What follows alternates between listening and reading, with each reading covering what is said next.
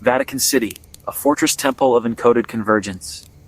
Long before the Vatican's terrestrial structures appeared in stone, the site itself was chosen by a convergence of Thuban-aligned beings, Narucelian emissaries of a radiant Arcturian-Syrian harmonic braid. Their visual form was semi-humanoid, translucent golden with elongated skulls and vestigial wings of refracted light particles, more energetic than biological. Their DNA held photonic lattice codes that would later be symbolically remembered in angelic iconography. This land node was one of 12 resonance points around the Mediterranean basin, chosen for the planetary encoding of anthropic geometry, a kind of architecture that could entrain human consciousness to sacred proportion, creating standing wave coherence fields conducive to divine communion, remembrance, and inner stillness. But over aeons, the harmonic node was overlaid, its original function diverted by emergent human hierarchies. Yet the original scalar template still sings beneath, waiting for harmonic re-entry. What is now called St. Peter's Basilica was not the first temple here. Beneath and beneath again, three structures lie dormant in time. A solstice chamber cut from crystalline volcanic stone, aligned not to solar but galactic core pulse cycles. A phonon resonance chamber, used in rites involving harmonic chanting with gold-etched tuning bowls. A celestial court, patterned after the flower of life, laid in sapphire dust tiles that allowed for synchronized movement between groups as they tracked sky glyphs of visiting star races. The specific ratios used in the later visible structure were retained, though misunderstood from the original architectural codes.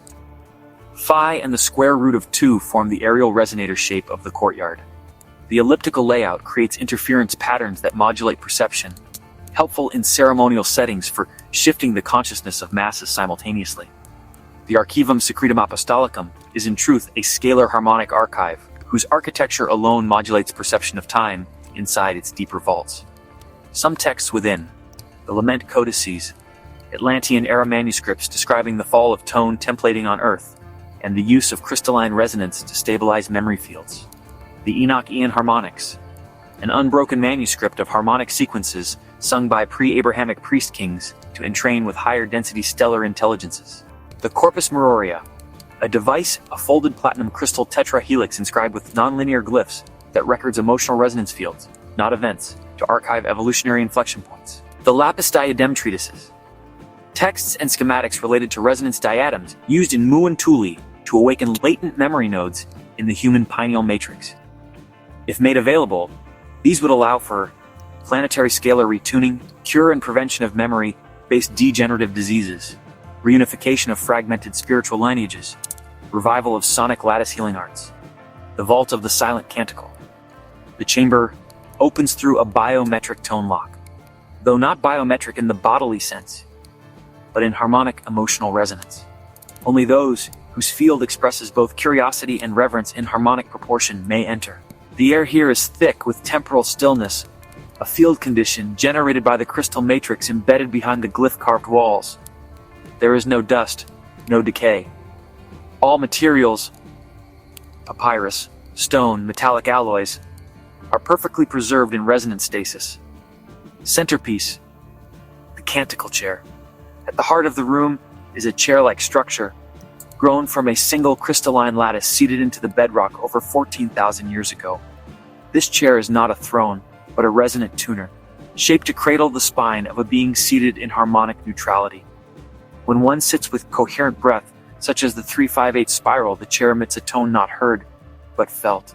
This tone entrains with the seated soul's Akashic field and triggers playback of one harmonic memory pattern from the collective field, chosen by need not want.